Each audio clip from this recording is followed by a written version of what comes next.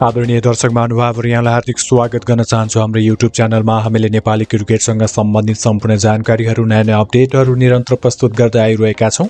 आजको सामग्रीमा हामी महिला क्रिकेटको विषयमा चर्चा गर्नेछौँ। नेपाली महिला क्रिकेटले ऐतिहासिक सफलता हासिल गरेको छ र विश्वकपको नजिक प्रवेश गरेको छ।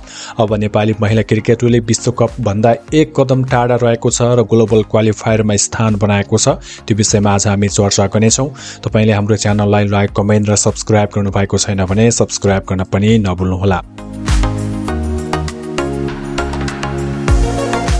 अब सुरु गरौँ आजको सामग्री। महिला टी20 विश्वकपको एसिया छनौटमा युएईलाई पराजित गर्दै आज नेपाल पहिलो पटक ग्लोबल क्वालिफायरमा प्रवेश गरेको छ।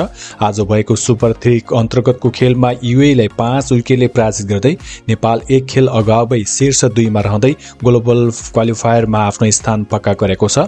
यो स्थान र यो सफलता हासिल गर्नका लागि नेपाली महिला क्रिकेट टोलीले लामो समयसम्म प्रतीक्षा गर्नु परेको थियो भने थुप्रै मेहनत पनि गर्नु परेको थियो र अन्ततः आज नेपालले परिचित प्रतिद्वन्दी युएईलाई पराजित गर्दै आफ्नो सपनाको एकदमै नजिक पुगेको छ र विश्वकप भन्दा एक कदम टाढा रहेको छ। अब नेपाल ग्लोबल क्वालिफायरमा प्रवेश गरिसकेको छ। एक खेल अगाडि नै यो ऐतिहासिक दिन नेपाली महिला क्रिकेटको रहेको छ र आम क्रिकेट फ्यानहरूलाई पनि यसले एउटा महत्त्वपूर्ण खुसी दिएको छ। यो सुखद उपलक्ष्यमा हामी सम्पूर्ण महिला क्रिकेट टोलीका सदस्यहरू, टिम व्यवस्थापक, नेपाल क्रिकेट संज्ञानलाई पनि हार्दिक बधाई ज्ञापन गर्न चाहन्छौँ।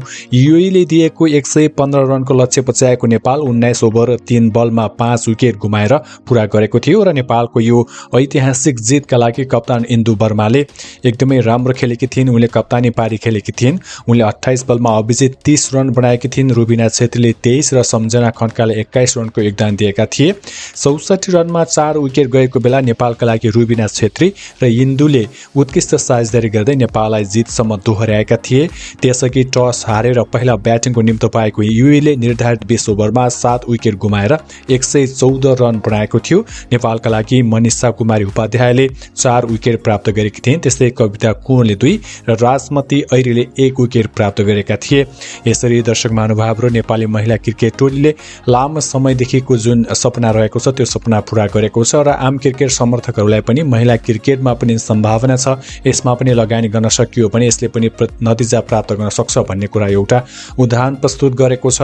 र महिला क्रिकेट टोलीले लामो समयसम्म सफलता हासिल गर्न नसकिरहेको सन्दर्भमा आज जुन किसिमको खेल प्रदर्शन गर्दै विश्वकपको नजिक पुगेको छ यसले आम क्रिकेट समर्थकहरू, नेपाल क्रिकेट संज्ञानलाई पनि एक किसिमको राहत दिएको छ। क्रिकेट समर्थकहरूलाई महिला क्रिकेटप्रति हेर्ने जुन दृष्टिकोण छ त्यो पनि परिवर्तन गर्नुपर्ने समय आइसकेको छ र महिला क्रिकेटले पनि नेपाललाई राम्रो स्थानसम्म पुर्याउन सक्छ र विश्वमा आज आफ्नो पहिचान छुट्टै तरिकाले अघि बढाउन सक्छ भन्ने कुरा आजको यो जितबाट प्रमाणित भएको छ।